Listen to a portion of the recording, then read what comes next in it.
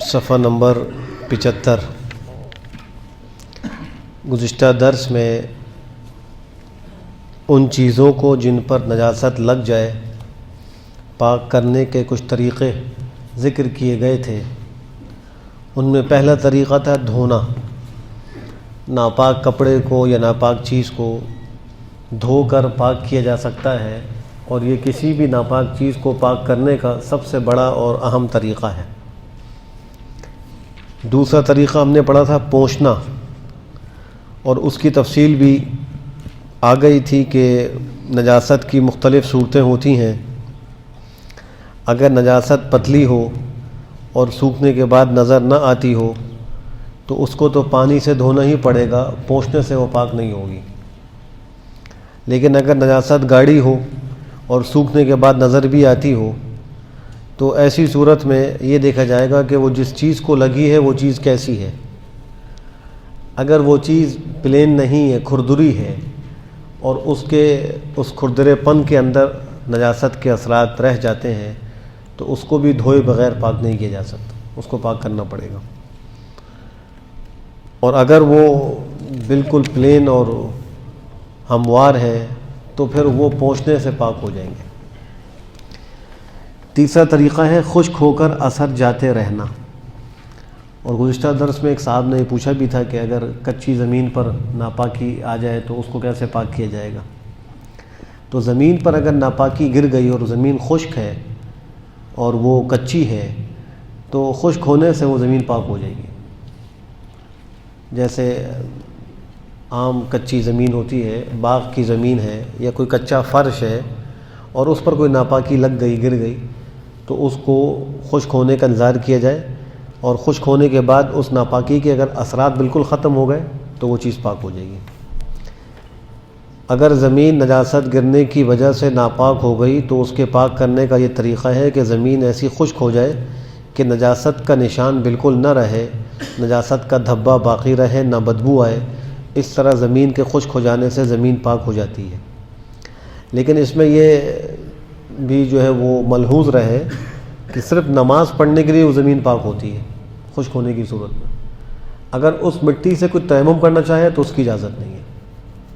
تیمم اس مٹی سے نہیں ہو سکتا، لیکن اس زمین پر جہاں ناپاکی گرنے کے بعد خشک ہو گئی، اثرات بالکل ختم ہو گئے، اس پہ نماز پڑھی جا سکتی ہے۔ تو فرمایا کہ اس زمین پر نماز پڑھنا درست ہے۔ یہ یاد رہے کہ اس طرح خشک ہو جانے سے زمین خود تو طاہر اور پاک ہوتی ہے مگر مطہر نہیں ہوتی، یعنی دوسروں کو پاک کرنے کی صلاحیت نہیں رکھتی۔ لہٰذا ایسی زمین پر تیمم کرنا درست نہیں ہے، کیونکہ تیمم میں زمین سے پاکی حاصل کرنا مقصود ہوتا ہے۔ آگے ایک مسئلہ یہ ذکر کیا ہے کہ یہ جو ابھی حکم ذکر ہوا کہ کچی زمین پر نجاست گر جائے اور پھر وہ خشک ہو جائے اور اس کے اثرات بھی ختم ہو جائیں تو وہ نماز کے لیے پاک ہو جاتی ہے۔ یہی حکم ہر اس چیز کا ہے کہ جو زمین کے ساتھ بالکل ایسی لگی ہوئی ہے کہ اس کو اکھاڑے بغیر نکالا نہیں جا سکتا۔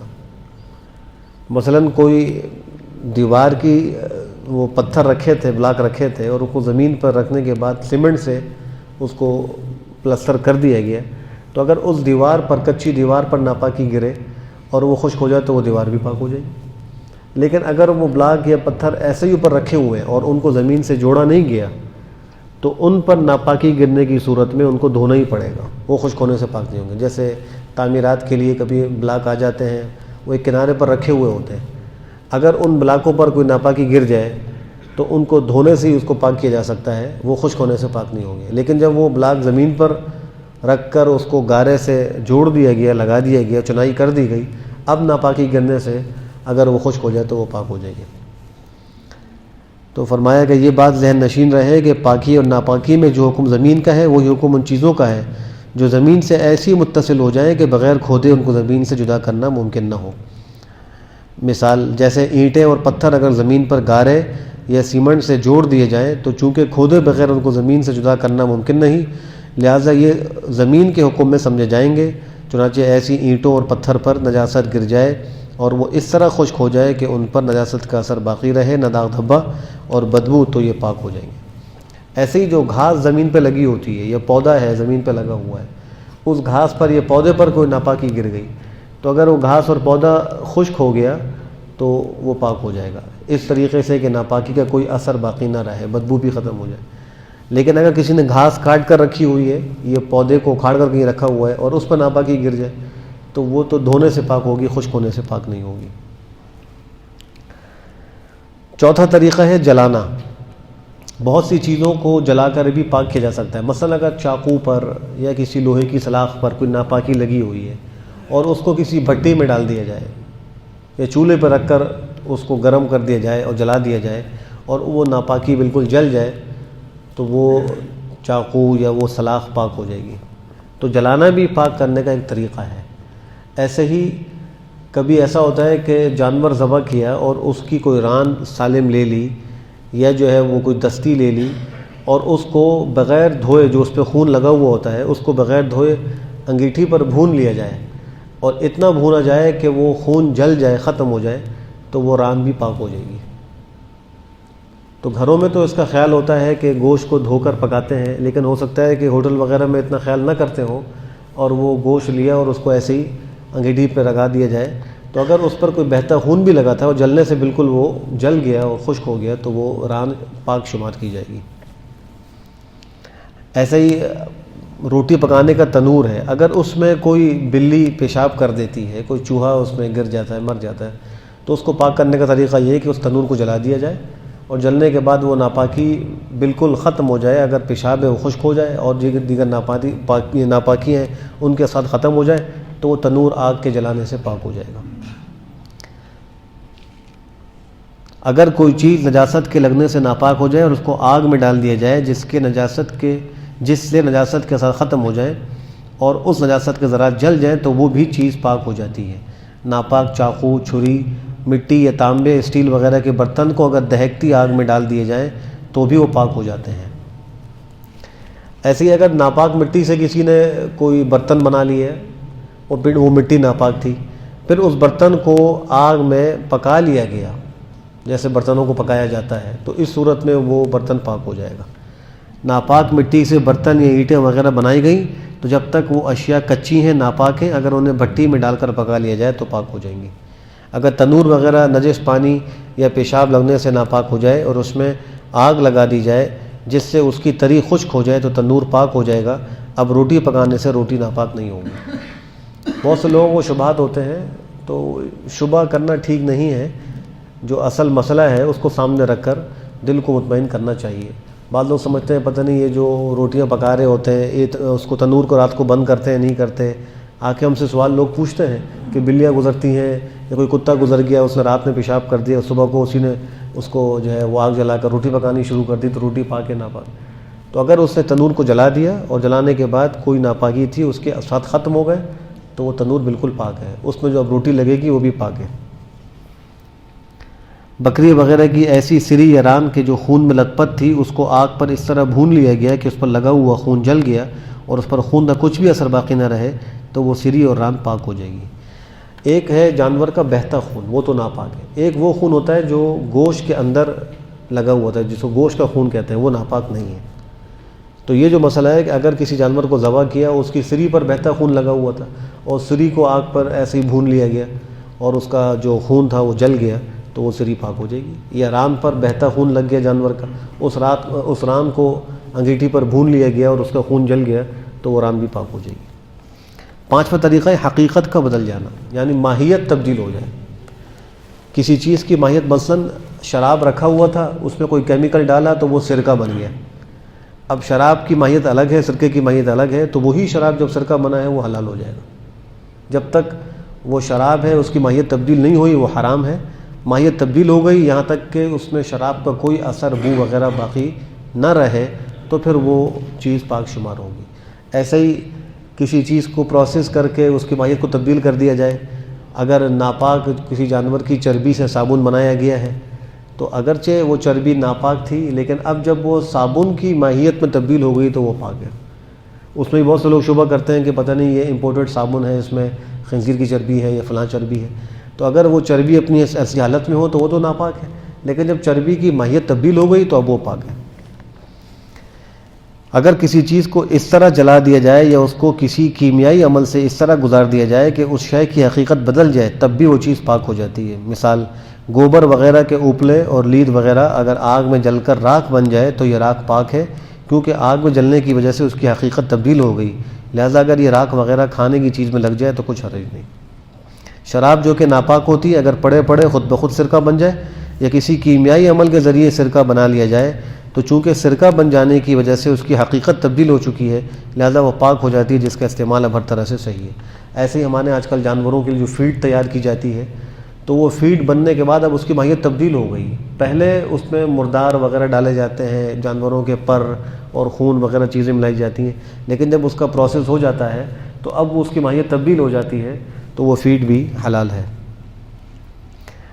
ناپاک تیل یا ناپاک چربی کو کسی کیمیائی عمل سے گزار کر صابن بنا لیا جائے تو چونکہ صابن بن جانے سے ان اشیاء کی حقیقت بدل جاتی ہے، لہٰذا ایسا صابن پاک ہے۔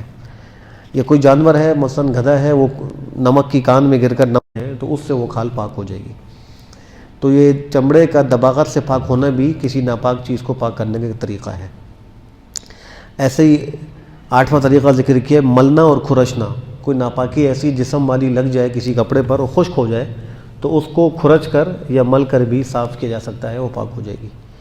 اور 9واں طریقہ لکھا ہے گھسنا اور رگڑنا۔ ایسی چیز پر کہ جس میں جذب کرنے کی صلاحیت نہ ہو، اگر اس پر کوئی ناپاکی جسم والی لگ گئی تو اس کو رگڑنے سے صاف کیا جا سکتا ہے۔ مثلاً بوٹ ہے، بوٹ پر نیچے کوئی ناپاکی لگ گئی تو بوٹ کے اندر جذب کرنے کی صلاحیت نہیں ہے اور ناپاکی جسم والی ہے تو اس کو رگڑ کر اس کے اثرات کو صاف کر دیا جائے، وہ بوٹ پاک شمار ہوگا۔ چمڑے کا موزہ ہے، اس میں بھی جذب کرنے کی صلاحیت نہیں ہوتی تو اس کا حکم بھی یہی ہے۔ ایسے ہی اگر کچی زمین ہے، اس پہ کوئی ناپاکی ہے، اس زمین کو کھود کر اوپر کے حصے کو نیچے اور نیچے کے حصے کو اوپر کر دیا جائے تو وہ بھی زمین پاک ہو جاتی ہے۔ گویا کچی زمین کے پاک کرنے کا جیسے ابھی ہم نے طریقہ پڑھا کہ خشک ہونے سے پاک ہو جاتی ہے، ایسے ہی اس کا ایک طریقہ ہے کہ اس کو کھود کر نیچے کی مٹی اوپر اور اوپر کی نیچے کر دی جائے تو بھی وہ پاک ہو جائے گی۔ اب 2 مسئلے میں ذکر کر دیتا ہوں جو پاکی کے حوالے سے عام طور پر لوگوں کو پریشانی میں مبتلا کیے ہوئے ہوتے ہیں۔ ایک یہ کہ واشنگ مشین میں جو کپڑے دھلتے ہیں اس میں ایک اسپنر ہوتا ہے جو کپڑوں کو خشک کر دیتا ہے۔ اگر جو واشنگ ٹب ہے اس میں سے کپڑے کو دھونے کے بعد نکال کر اسپنر میں ڈال کے خشک کر لیا جائے، پھر دوبارہ اس ٹب میں ڈال کر دھویا جائے، 3 دفعہ کرنے سے وہ کپڑا پاک شمار ہوگا۔ الگ سے نکال کر ہاتھ سے نچوڑنے کی ضرورت نہیں، مشین کے اندر اسپنر سے جو خشک ہوتا ہے وہ نچوڑنے کے قائم مقام ہے۔ تو 3 دفعہ اگر اس کو اسپن یعنی جو ڈرائی ٹب ہے اس میں ڈال کر خشک کر دیا گیا تو وہ کپڑا پاک ہو جائے گا۔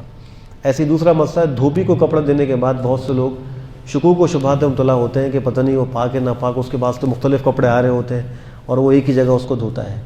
تو دھوبی اگر مسلمان ہے تو اس کے دھلے ہوئے کپڑے پاک شمار ہوں گے، یا اگر کوئی غیر مسلم دھوبی ہے لیکن جس نے کپڑے دیے ہیں اس کا دل مطمئن ہے کہ یہ غیر مسلم تو ہے لیکن کپڑوں کو صحیح طرح پاک کرتا ہے، تو ایسے دھوبی کے پاس بھی کپڑے دھل کر آئیں تو وہ پاک شمار ہوں گے، تو اس میں شک و شبہ نہیں کرنا چاہیے۔ باقی احتیاط کا تقاضا یہ ہے کہ جو کپڑے ناپاک ہوں گھر کے اندر ان کو گھر میں پہلے ہی سے پاک کر کے دھوبی کو دیا جائے، یہ احتیاط کا تقاضا ہے۔ ایسے ہی جہاں میلے کپڑے رکھے جاتے ہیں تو جس کا کوئی کپڑا ناپاک ہو گیا تو اس کو پاک کر کے ان میلے کپڑوں کی جگہ پہ رکھا جائے، یہ ایک مسلمان کی نظافت کا تقاضا ہے اور ایک احتیاط کا تقاضا ہے۔ اللہ ہم سب کو عمل کی توفیق نصیب فرمائے۔ الحمدللہ رب العالمین والعاقبۃ للمتقین والصلاة والسلام علی خیر خلقہ محمد وعلی آلہ وصحبہ اجمعین۔ اللہم ارنا الحق حقا وارزقنا اتباعہ وارنا الباطل باطلا وارزقنا اجتنابہ۔ ربنا آتنا فی الدنیا حسنہ وفی الآخرۃ حسنہ وقنا عذاب النار۔ یا اللہ ہم سب کے لیے دین پر چلنا آسان فرما، یا اللہ دین کے مسائل پر عمل کرنے کی ہم سب کو توفیق نصیب فرما، جناب نبی کریم صلی اللہ علیہ وسلم کی سنتوں کا اتباع نصیب فرما، شریعت کا کامل اتباع نصیب فرما۔ یا اللہ ہمارے گناہوں کو معاف فرما، یا اللہ یا ارحم الراحمین ہم جملہ گناہوں سے توبہ کرتے ہیں، ہماری توبہ قبول فرما۔ یا اللہ ہمیں اس توبہ پر استقامت نصیب فرما۔ یا اللہ جو بیمار ہیں ان کو شفا نصیب فرما۔ یا اللہ ہمارے مرحومین کی کامل مغفرت فرما۔ یا اللہ جو پریشان حال ہیں ان کی پریشانیوں کو دور فرما۔ یا اللہ عالم اسلام کے مسلمانوں کی مدد فرما، ہر قسم کی پریشانی سے ان کو نجات نصیب فرما۔ یا اللہ موجودین کے دلوں میں جو بھی جائز خواہش ہے اس کو غیب سے پورا فرما، ہر مشکل کو حل فرما، تمام نیک مقاصد میں کامیاب و کامران فرما، ہماری دعاؤں کو محض اپنے فضل و کرم سے قبول فرما۔ ربنا تقبل منا انك انت السميع العليم وتب علينا انك انت التواب الرحيم، وصلى الله تعالى على خير خلقه محمد وعلى آله وصحبه اجمعين برحمتك يا ارحم الراحمين۔